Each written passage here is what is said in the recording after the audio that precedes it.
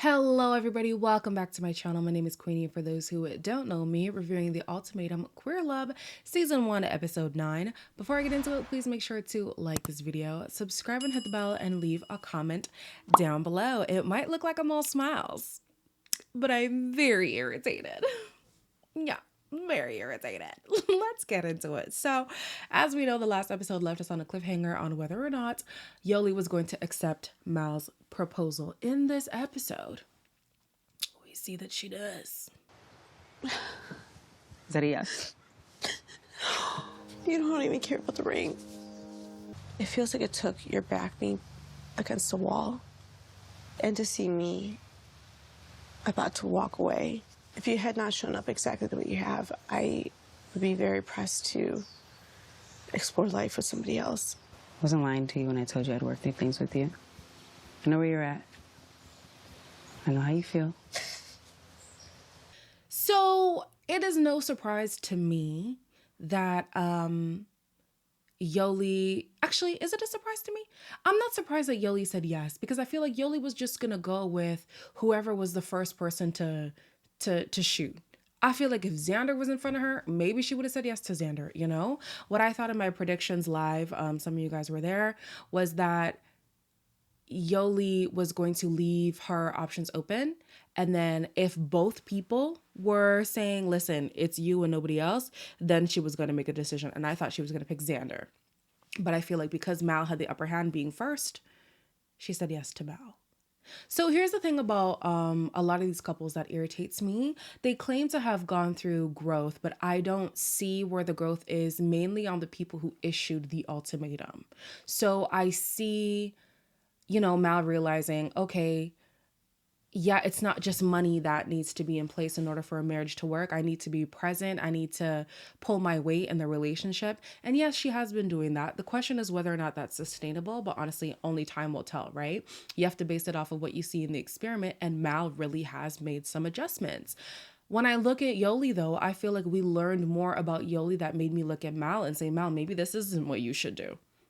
Maybe you should be the one to say, ooh, are you ready to marry me? You know what I mean?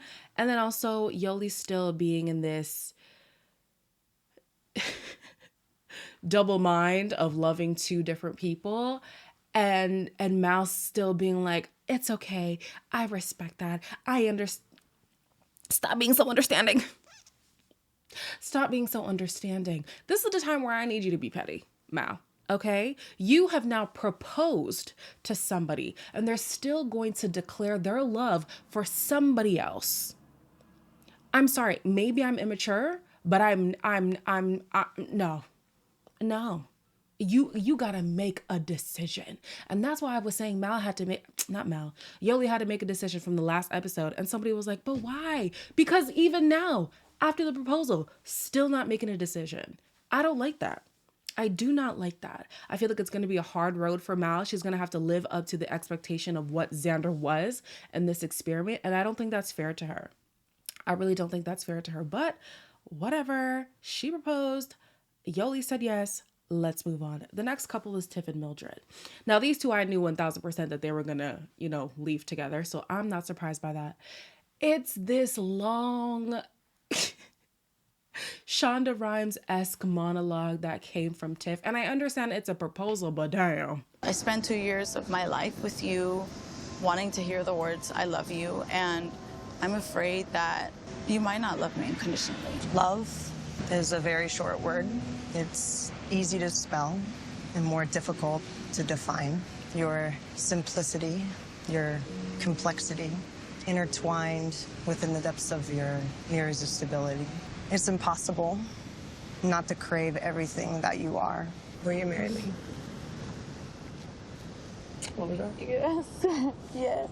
Again, I can see the adjustments that Tiff has made. At the beginning, can I even say hothead? The short fuse that Tiff had was very prevalent. And I feel like as the experiment went on, Tiff has learned to, you can still experience and feel and express emotion, but communicate where the conflict is in your relationship and how you can resolve that conflict. Don't just let, the tears absolve you from any fault and deter the conversation that needs to be had, And so I love that Tiff has had that growth in this process. Whereas I look at Mildred and I feel like we learned more about Mildred and that maybe Tiff should be questioning, are you ready to marry me? Because as we know, the previous marriage that Mildred was in, it was simply just for security and not necessarily for love. Also, Mildred is aware that she has a character that can be easily, triggered and fights can easily erupt and stuff like that. But her, how do I phrase this? She would rather blame factors that are either external or she cannot change in her mind rather than accepting, I could be a better person in this realm. How do I fix that? I think they had a little bit of a conversation of it by the pool or something like that in the last episode, but I don't know. I still think that there's an element of that. Am I still recording? Yes, I am. I feel like there's still an element of that in Mildred, and I don't know if that's gonna change, but whatever. They proposed, they're getting married. This one I'm not surprised by at all. The one that broke my heart, Sam and Aussie. Because I was here like, Sam, I'm rooting for you. Sam, this is your chance. Come on, Sam. And I'm not gonna lie. When Aussie was telling this story about some animals and a rock, and then, actually brought out a rock, I said, oh, thank God.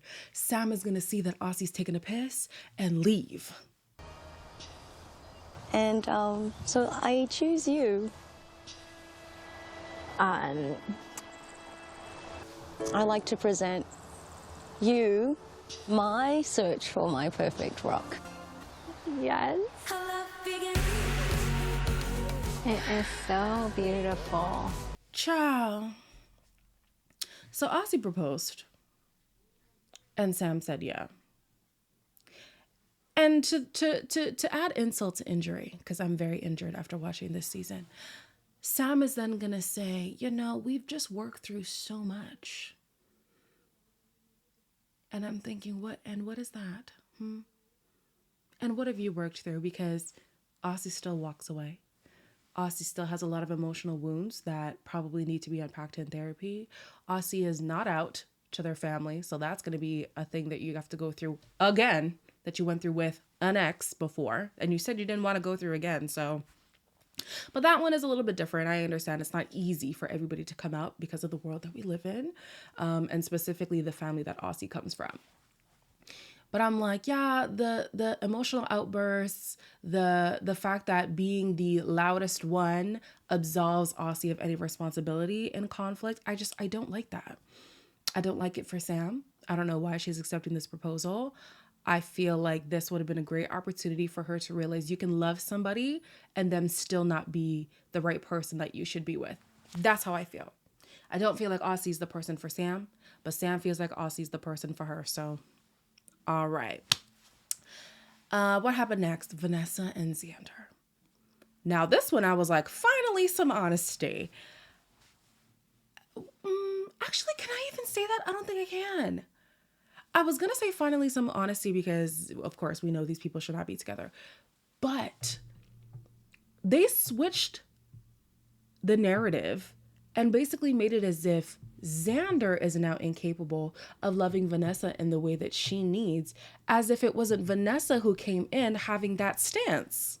I thought that I was going to be able to, and I thought I was going to be able to make everything that you wanted, all your dreams come true. And you deserve a lot more than what I can offer you right now. I want to feel that love from you so badly that I've just been accepting any breadcrumbs you give me. I will always love you. You're the reason I know what love is. Xander is the one who wanted marriage. Vanessa's the one who felt like marriage is not for me. And on top of that, I'm incapable of loving you in the way that you need in order to have a long-term commitment. But now it's like Xander is the one taking that responsibility. I'm like, what? You know what? Let me just scrap that, because at least the end result led me to the right place. Okay. End of the day, they're not together because Xander feels like I cannot give my heart fully to you when my heart is with somebody else. Thank you for the honesty. Thank you for the honesty. Please teach these other people, okay? So now we see Xander and Yoli having a conversation. And I haven't seen the reunion yet. We might do a watch party tonight. Stay tuned for that. Check Discord to see if I schedule a watch party for that. If the reunion was filmed pre them being able to watch the season back, I would feel like an absolute idiot if I was Mel, because the way these two are talking, give me my ring back. Give me my ring back. I know that my life with you would be great. Oh God. I just still wasn't sure where you were at. Do you feel confident in your choice? I don't want to let you go. And I don't know what to fucking do. I just don't fucking know. You really love me? Love to. I'm not in love with Mal the same way I'm in love with Xander. Xander.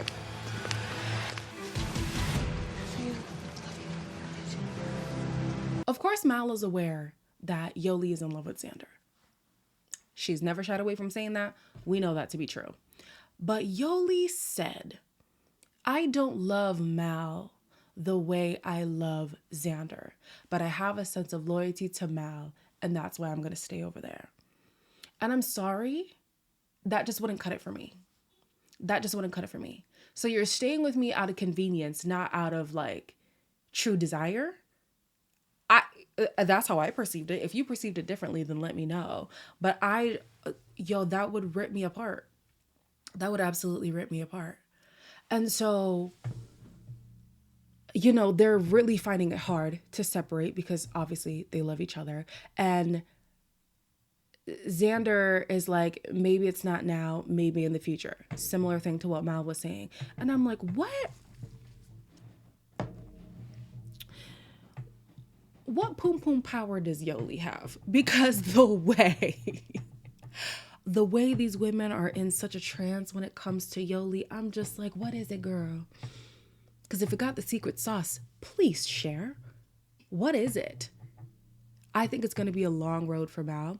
I don't know how long it takes to dismantle this strong of a bond that Yoli has with Xander, but I don't doubt that it'll be a long time. And I wonder if because Mal's been pretty reasonable and forgiving, I wonder how long that's going to last, honestly. Then we have, who was next? Oh, Ray and Lexi. The purses confused me. I don't know why they brought purses to a proposal, but anyways, they proposed, and they literally proposed, like the both of them proposed to each other. I want us to keep challenging each other. I think we've done that a lot here. You're just my sexy, smart, funny, kind, thoughtful human. I don't know, I just love you. Will you marry me? Yes. Yes. Will you marry me? Of course. This is another relationship where I expected them to end the process together, but I would have hoped there would have been some elaboration on what they've learned in the process. So I feel like Ray came in very confused about who she is, what she wants, and where she wants to go in life. And I feel like she's leaving the same. So yeah.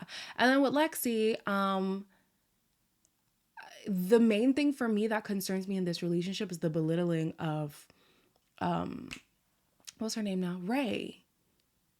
I feel like at every chance that Lexi got, at least on camera, okay, based on what we saw as the audience, she took every opportunity to undermine Ray and show her how much she's falling short. And I'm just like, and this is the person you want to be married to? I don't get it. But at the end of the day, Lexi wanted to be chosen. Ray chose Lexi. So Lexi's happy. Let's see the reunion, who is still together, because some time has passed and they may have watched the show. They may have not watched the show. I don't know. But I'd be shocked to see all four couples who chose each other still together. I would be shocked. And if they are, well, that just feeds into my conspiracy because, guys, the math ain't mathin'. The math ain't mathing. I don't know. And I love love. That's so weird. Like, I really love love. I love romance. I love fairy tales. But I want it to be real. And some of these relationships I don't feel like came with the real. You guys let me know in the comments what your thoughts were on this finale, even on the season as a whole if you want. Don't tell me anything about the reunion, please. I have not seen it yet. And I do read the comments, even though I don't respond to everybody. I read them all. So please don't tell me. But yeah, you guys let me know if you're feeling the same way. Y'all think I'm tripping? Did y'all like the reunion? The finale? Did you not like the finale? I'd like to hear it. As always, like, comment, share, and subscribe. And I'll see you guys in the next one.